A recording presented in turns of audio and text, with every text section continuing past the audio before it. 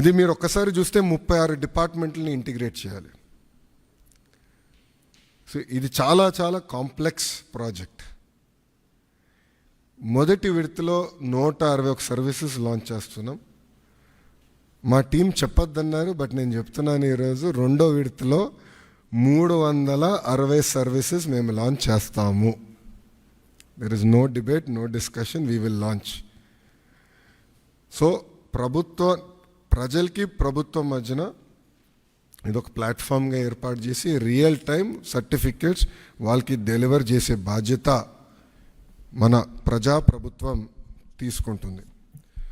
దాంట్లో భాగంగా మీరు చూస్తే నేను కూడా మా టీంని పదే అడిగింది, ఇక్కడ సర్టిఫికేట్స్ కూడా మేము ఇష్యూ చేసినప్పుడు దానిపైన స్పెసిఫిక్ క్యూఆర్ కోడ్ ఉంటుంది. ఎందుకంటే మీరు ఆథెంటిసిటీ గురించి మీరు అడుగుతారు నాకు తెలుసు, అందుకే ముందలే ప్రియంప్ట్ చేస్తున్నా.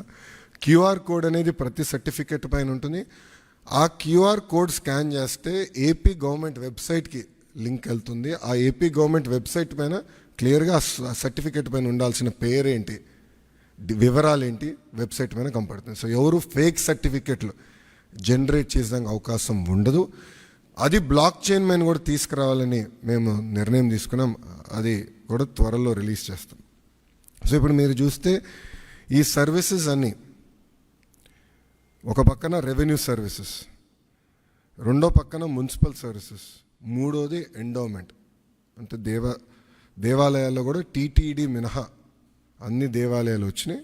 రెండో విడతలో టీటీడీ కూడా ఈ సర్వీసెస్లోకి వస్తుంది. దేవుడు ఆశీస్సులు ఉంటే ఈ సర్వీసుల్లోకి వస్తుంది.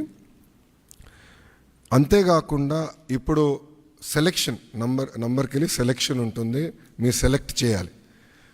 నెక్స్ట్ ఫేజ్లో ఏఐ బాట్ మేము అమలు చేస్తాం.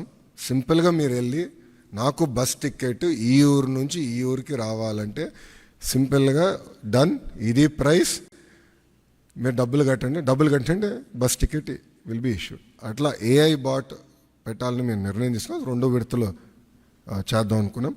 అంతేకాకుండా వాయిస్ కూడా, అంటే ఇంగ్లీషే కాకుండా తెలుగు భాషలో కూడా డైరెక్ట్గా చెప్తే సిస్టమ్ రెస్పాండ్ అయ్యే విధంగా చేయాలని మేము నిర్ణయం తీసుకున్నాం.